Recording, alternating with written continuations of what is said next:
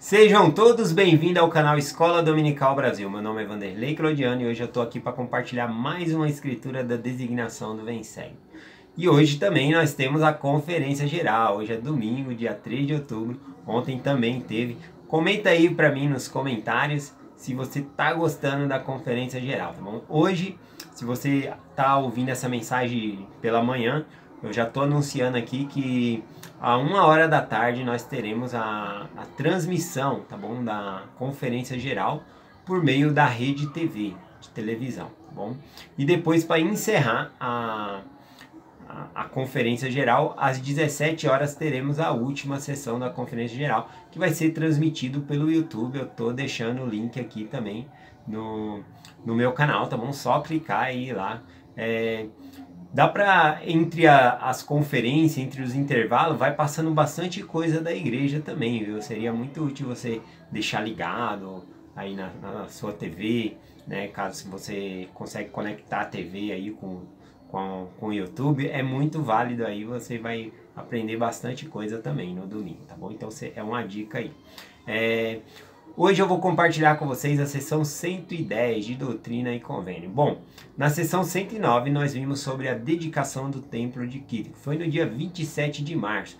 Uma semana depois ali, né, no dia 3 de abril, eles estavam usando o templo ali, fazendo seus serviços sacramentais, distribuindo o sacramento ali. E num momento de calmaria ali, Joseph Smith e Oliver Cowdery, eles passaram para o outro lado da cortina do templo e ali eles se inclinaram ao Senhor em humilde oração a Deus ali. E nesse momento que eles estavam orando, eles receberam 4 visitas distintas, tá bom? Visitas divinas, né? A primeira delas é Jesus Cristo, tá bom? Então teve uma visita, depois se encerrou essa visita, teve outra, tudo no mesmo dia. E aí eu queria falar sobre essas visitas e o que isso significou. Bom, a primeira visita que eles receberam foi de Jesus Cristo. Ele apareceu e ele próprio falou que aceitou aquela casa em adoração, tá bom? Aceitou aquela casa ali, aquele templo, da oferta que eles fizeram, o sacrifício que eles fizeram. E aí Joseph Smith, ele descreve, né, o Salvador Jesus Cristo, a aparência ali, falando dos seus cabelos brancos como a neve, e fala sobre os olhos dele, né, que era como 2 labaredas de fogo, né? Só que isso é figurativo, tá bom? Essas labaredas de... Vai imaginar aí que os olhos do Senhor são 2 brasas ardendo em fogo. Não é nada disso. Nós temos outros livros descrevendo também o Salvador, como Apocalipse, descrevendo também o olho do Senhor como labaredas de fogo. Se não me engano, Daniel também ele faz essa maneira figurativa. Por que, né, os olhos do Senhor parecem com 2 labaredas de fogo? O que o fogo faz? O fogo, ele aquece, né, ele nos envolve, ele penetra. Então é uma maneira de dizer que o olhar do Salvador tudo penetra, alcança, envolve, aquece, tá bom? Não dá para esconder nada ali dos olhos dele. Então é como se ele enxergasse através de nós, como se ele na verdade ele consegue, né, enxergar através de nós tudo o que nós somos, tá bom? Então essa é uma maneira figurativa aí. Então Jesus Cristo foi a primeira visita. Eu vou falar sobre as outras 3 visitas aqui, tá bom? Vou começar aqui no versículo 11 da sessão 110, diz assim: e depois de encerrada essa visão, ou seja, depois que Jesus Cristo ele terminou a visão e saiu, outra visão aconteceu. Todas essas que eu vou falar aqui foram uma após outras, tá bom? Não foram todas de uma vez aqui não. Então depois que encerrou-se essa visão, o céu tornaram-se a abrir e Moisés apareceu diante de nós e conferiu-nos as chaves para coligar Israel das 4 partes da terra e trazer as 10 tribos do norte. Então aqui é bem interessante que Moisés ele aparece a Joseph Smith e Oliver Cowdery e confere chaves, tá bom? Então o que está acontecendo aqui está conferindo chaves dentro do sacerdócio ali para eles trabalharem no reino de Deus. O sacerdócio já havia sido restaurado, tá bom? O sacerdócio arônico, o sacerdócio de Melquisedeque, e agora eles vinham recebendo chaves dentro do sacerdócio aqui, tá bom? Então ele falou aqui que Moisés ele trouxe a chave da coligação de Israel, ou seja, a coligação é pregação do evangelho a outras nações, tá bom? Para que se tornem um povo só, se tornando assim a casa de Israel. Então é nada mais do que permitir que se pregue o evangelho a outras nações. Nós podemos lembrar de um evento parecido lá em Mateus capítulo 17, dá até para fazer uma comparação, tá bom? Que quando Jesus Cristo ele levou Pedro, Tiago e João até o monte da transfiguração, assim chamado, né, apareceu nesse monte ali Elias e também Moisés, né? Apareceu Moisés e Elias no monte lá e conferiu chaves a Pedro, Tiago e João ali, né? Então, como o evangelho seria espalhado para outras nações e Moisés ele tem essas chaves de coligar Israel, ele foi lá e conferiu essas chaves ali aos apóstolos e depois a gente vê depois da morte e ressurreição de Cristo, a gente vê ali o evangelho se espalhando para Roma, né? Para vários lugares ali. Bom, aqui também Moisés ele conferiu a chave de trazer as 10 tribos do norte, mas ainda para frente a gente vai estudar um pouquinho mais sobre esse evento, né, de trazer as 10 tribos do norte, as tribos que foram perdidas aí, mas não estão perdidas para o Senhor, tá bom? Então nós vamos falar um pouquinho, vai ser bem legal falar sobre esse assunto. Continuando aqui, então o segundo personagem aqui que apareceu foi Moisés. Vou ler o versículo 12, tá bom? Que diz assim: e depois disso, ou seja, depois que Moisés ele se retirou, Elias apareceu e conferiu-lhes a dispensação do evangelho de Abraão, dizendo que em nós, em nossa semente, todas as gerações depois de nós seriam abençoadas, né? Então aqui falou que Elias apareceu. Importante dizer que esse Elias aqui não é Elias o profeta, tá bom? Elias ele é um título. Eu separei 4 tipos de Elias aqui para explicar um pouquinho melhor para vocês. O primeiro Elias é um precursor, tá bom? Precursor é aquele que prepara o caminho antes do Salvador. Por exemplo, João Batista ele era um Elias, tá bom? Ele era um Elias que preparou o caminho do Salvador para a chegada de Jesus Cristo ali, começar a pregar. Bom, então ele pregava no deserto, dizendo: preparai vossas veredas, porque vai vir um maior do que eu. Então ele estava preparando o caminho para o Salvador Jesus Cristo. Então Elias é um preparador para Jesus Cristo, tá bom? Então teve na época de Jesus Cristo, mas também pode ter Elias preparando para a segunda vinda de Jesus Cristo também, tá bom? E eu vou comentar sobre isso também rapidinho aqui. Então eu li o versículo 12, né? Esse Elias aqui mencionado falou que ele trouxe a dispensação do evangelho de Abraão.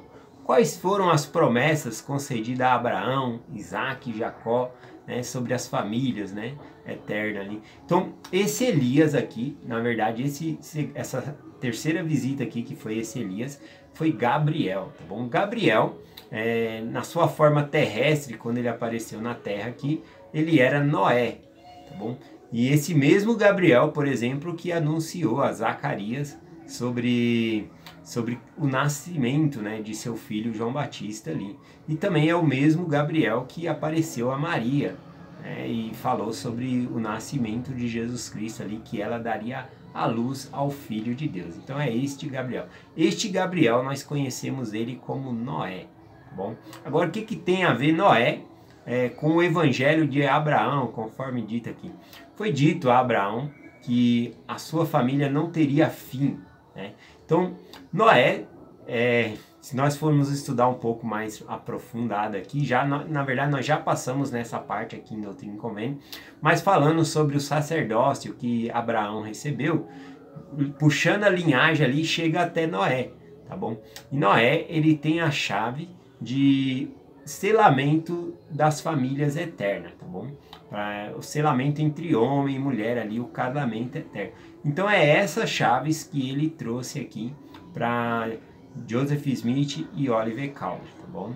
Então é dessa chave aqui que ele está falando. E ele é um Elias por causa que... Por quê? Porque Elias também significa restaurador das chaves, tá bom? Então como ele veio restaurar umas chaves, então ele era um Elias, tá bom? Não sei se eu falei todos aqui, eu falei de prepulsor.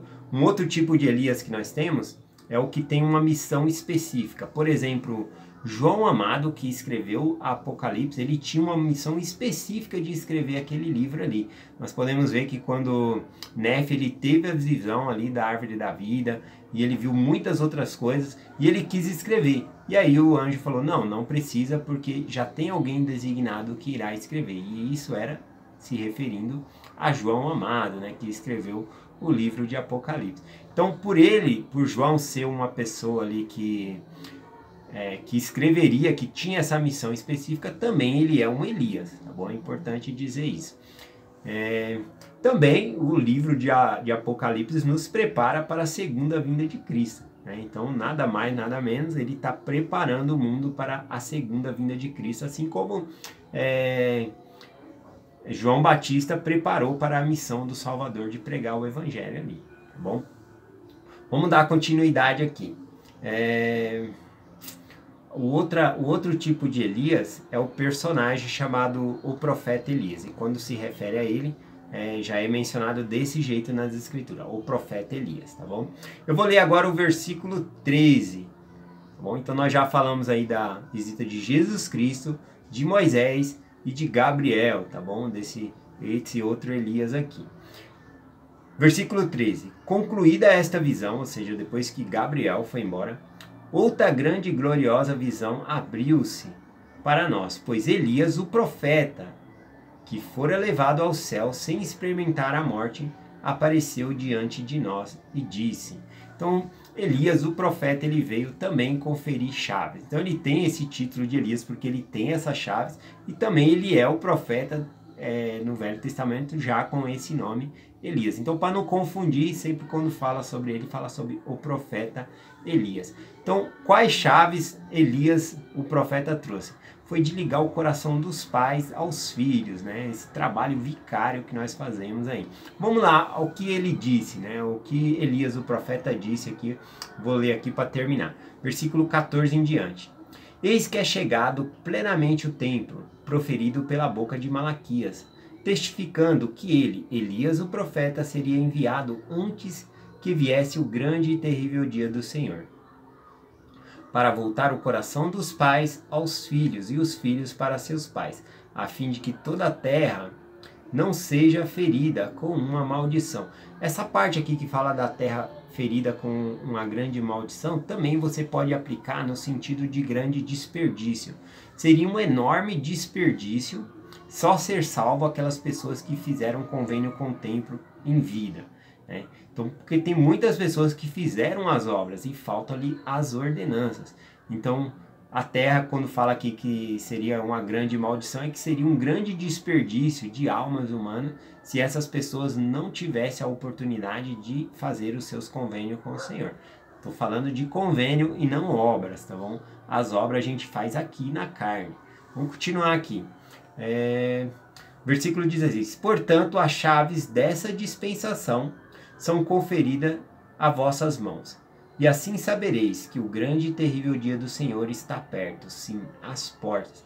Então, por meio dessas chaves, já é anunciado ali que a segunda vinda de Jesus Cristo está próxima. Então, nós devemos correr com o trabalho vicário, ajudar outras pessoas a conhecer o Evangelho, fazer as ordenanças por essas pessoas. Bom, porque a segunda vinda está próxima aí. Então é bem interessante aqui. Eu vou compartilhar aqui rapidamente também essa palavra dispensação, tá bom? Um significado que ela representa também vamos supor, como se fosse dispensar algo, né? Mas não no sentido de que você dispensa e perde, né, aquilo.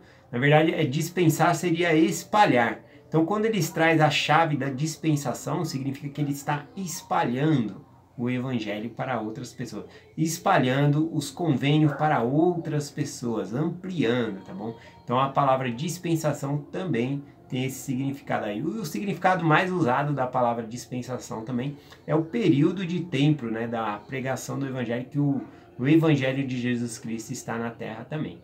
Bom, então nós estamos vivendo aí na sétima dispensação do Evangelho, em preparação para a segunda vinda de Cristo e o início aí do milênio. Bom, Espero que possa ter ficado um pouco claro essa mensagem, explicando aqui um pouquinho sobre os Elias, né? Acaba ficando um pouco confuso. Vou revisar aqui rapidinho. O que é um Elias, tá bom?